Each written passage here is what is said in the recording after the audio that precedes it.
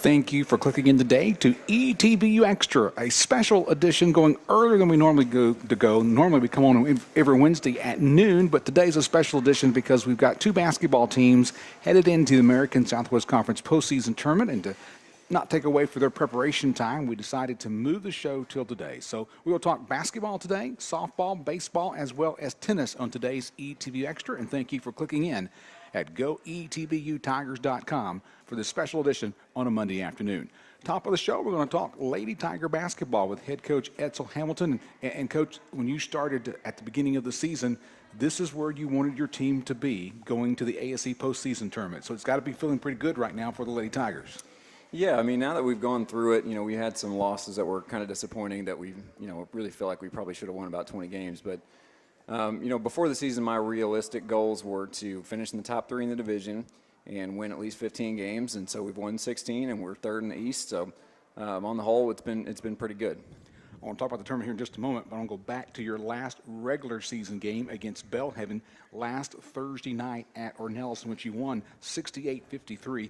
That's kind of a good tune-up game to have, since it didn't count in the conference standings because they're a new member in the conference, but a good tune-up game for your Tigers to go into this week's play in the tournament. Yeah, I think a big part of it is really just kind of getting the emotions out for the seniors, honestly, because, we're at the point now where any game could be their last one.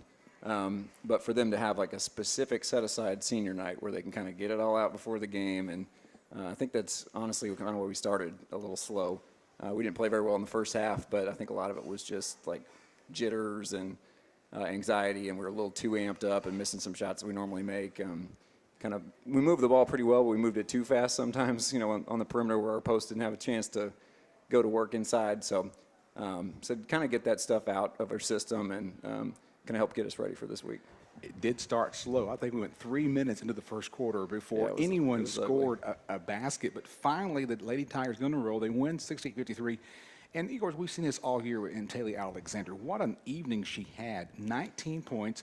I could not believe it until I looked at the box score. 15 rebounds, 8 on the offense, 7 on the defense. So you could say she dominated the game. Yeah, she really took over in the second half. And I've been on her about that all year, about, you can be a dominant post player. And she really has come on strong here late in the year. She really kind of took over there late, flashing in the middle of their zone and being able to score, and then getting a lot of extra possessions for us there in the second half with all those offensive boards. And she only had 5 blocks in the game. So, she didn't do very well. 19 points, as I said, 15 rebounds, 5 blocks. Morgan Garrett, the senior, had 9 points. Malaysia Chisholm with 9 points. It's good to see kind of some points kind of going around there in your lineup that evening.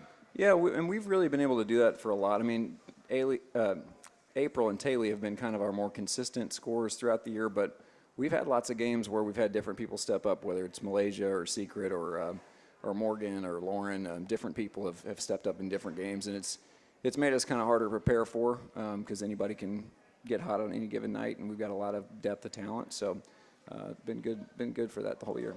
From what happened in that win against Belhaven, how do you move some of that positive things that happened into your first round game on Thursday against University of Mary Hardin-Baylor? Well, I think, honestly, getting to play against them, they played zone basically the whole game. And Mary Hardin-Baylor's zone gave us some trouble the first time we played them. So, good, their zones, they play them very differently, but at least get some prep work on kind of where we want to be and when we want to be there and things like that against the zone. So that was helpful. There are a lot of things that, the things that I think we didn't do very well, that we can go back and look at and say, okay, we got to do better at that if we're going to win this week.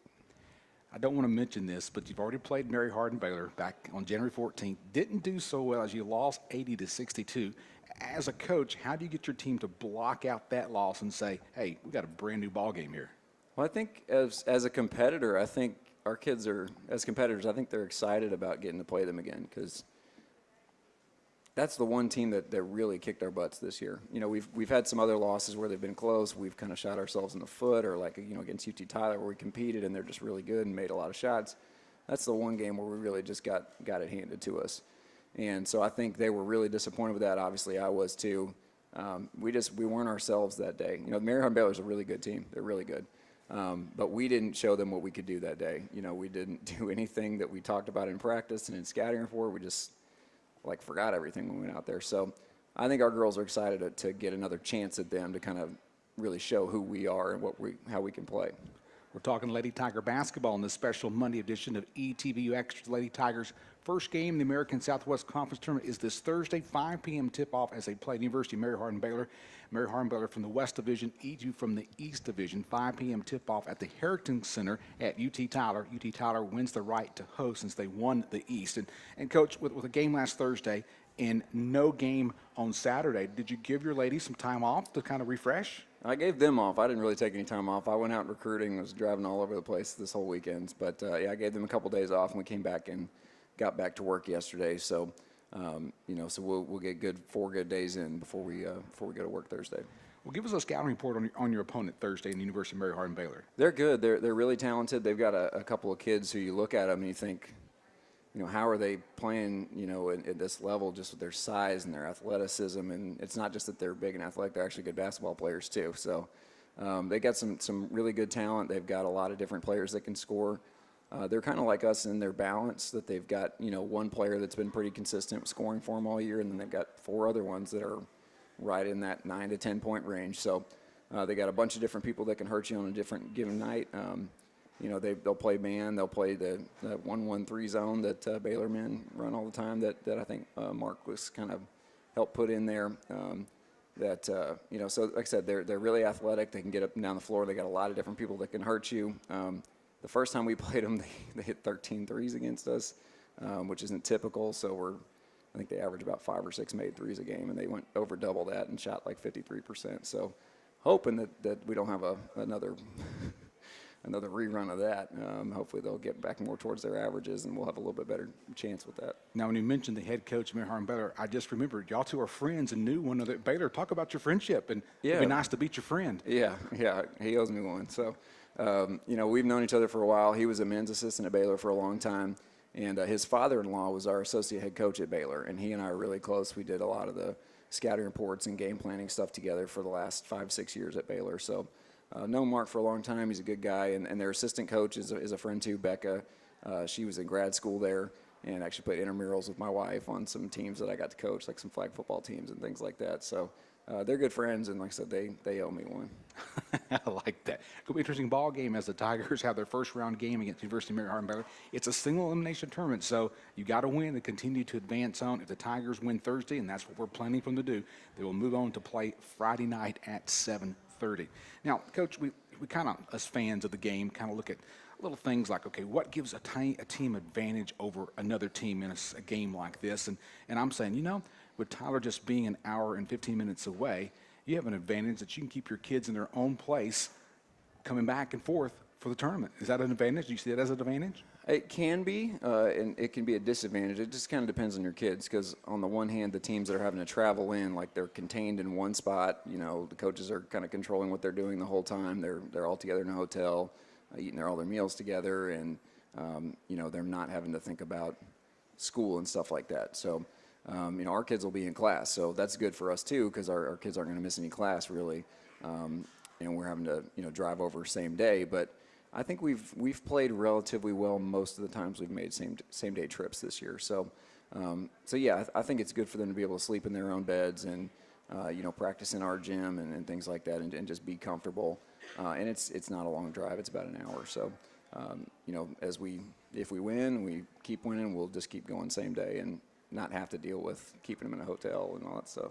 Is the enthusiasm and excitement just a little bit higher working out this week because of the tournament coming up? Yeah, I think we've got a new focus. That kind of, I've said this on this show multiple times, the word sense of urgency that I've been looking for all year. And here late in the year, they're finally starting to show it because they're realizing that the season could be over anytime. So, after practice yesterday, we always get together and huddle up and kind of recap and then pray together and then break out. And Morgan, one of our seniors, said, y'all think about this for the rest of this week. This time next week, we'll either be at home doing nothing or we'll be ordering championship rings. So, they've got a new focus, and I think they understand what's at stake, and I think we're confident too. So we know we're good enough to beat anybody in our conference if we play well, but we also know that we can get beat by anybody too, especially a team as good as Mary Hardin-Baylor. And then if we win that one, most likely you're going to be playing UT Tyler on their home court in your second game. So Anything could happen. It's the old cliche, survive and advance. So we got to play to the best of our ability, and then whatever happens, happens. Well, Coach, I'm going to give you the final word. Anything you want to say before we let you go here on ETB Extra? Well, I hope people will come out since it's such a close game. It's only an hour away, and we play at 5 o'clock. So some people have to be leaving work early and stuff. But I hope our students will come over and support us. And then, obviously, if we win, we'd be playing a Friday night game. So I would love to have a good crowd there. Our crowd at the UT Dallas game last week, in that game that we came from behind late, I think really gave us a big boost. We had a lot of parents and families and friends there. So any kind of crowd support we could get, we would really, really appreciate. Coach Hamilton, best of your Lady Tigers Thursday as you face Mary Hardin Baylor. Thanks, Mike. In a first-round game of the American Southwest Conference Championship Tournament. We'll have the broadcast of that game right here on ETBU, on the ETB Sports Net at goetbtigers.com. So join me at the play-by-play beginning at 5 o'clock on Thursday. Game could be a little bit late if the previous game runs long, but a good start is 5 o'clock, as it says on the schedule. Don't go away. Coming up next on ETB Extra, we'll continue to talk basketball, but on the men's side of the program of basketball here at East Texas Baptist University. You're listening to ETBU Extra at goetbtigers.com. Thank you for clicking in. We'll be back in just a moment.